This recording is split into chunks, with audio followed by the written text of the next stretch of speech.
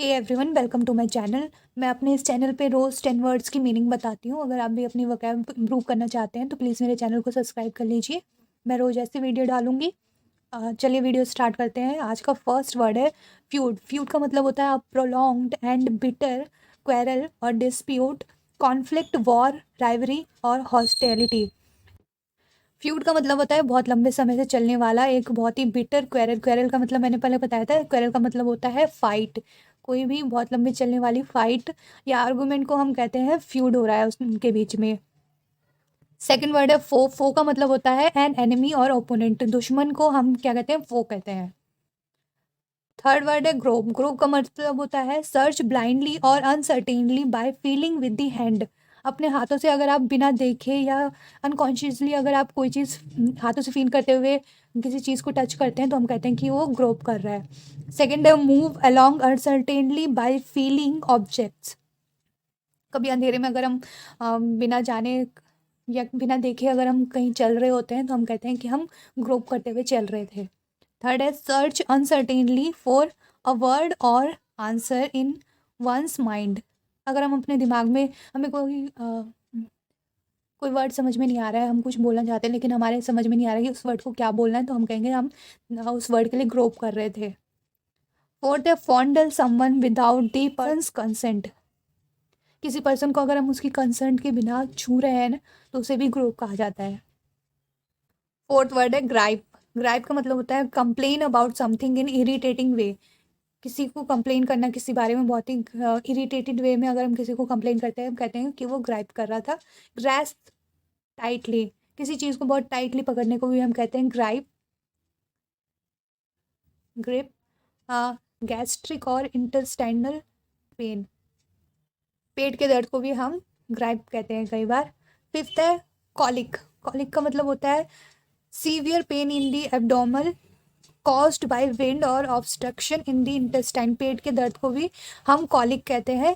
ये मोस्टली बच्चों में होता है, जो बेबीज होती है उनमें जो पेट का दर्द होता है उसको हम कॉलिक कहते हैं। सिक्स्थ है ग्रेनेड। ग्रेनेड का मतलब होता है small bomb thrown by hand और लॉन्च मैकेनिकली। ये एक फ्रेंच लैंग्वेज से लिया हुआ वर्ड है।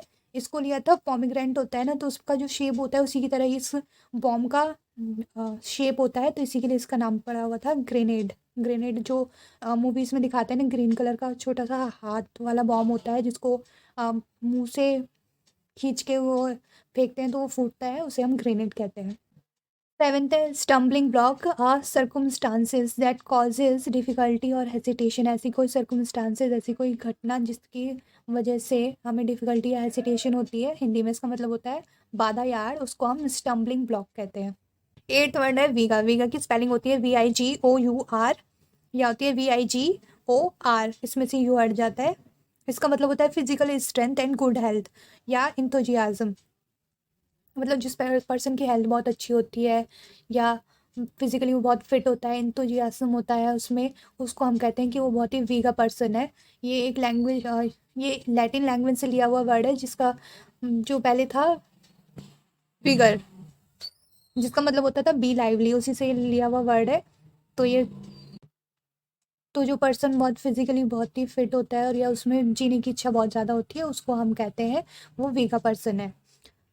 नाइन्थ वर्ड है इनलाइटेंड। इनलाइटेंड का मतलब होता है हैविंग और showing a rational, modern and well informed outlook या स्पिरिचुअल अवेयर।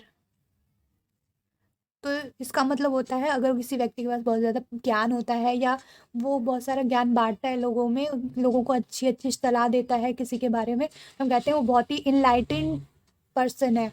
या स्पिरिचुअल अवेयर। स्पिरिचुअल अवेयर मतलब ज्ञान की प्राप्ति हो जाती है ना उसे, किसी को, तो हम नहीं कहते कि वो बहुत ही उसे इनलाइटमेंट मिला है। तो इनलाइटेंड का मतलब होता है किसी को ज्ञान देना या किसी को ज्ञान की प्राप्ति होती है तो उसको हम कहते हैं इनलाइटेंड। टेंथ वर्ड है टेलिजेंस। टेलिजेंस का मतलब होता है केयरफुल एंड परसिस्टेंस वर्क और एफर्ट।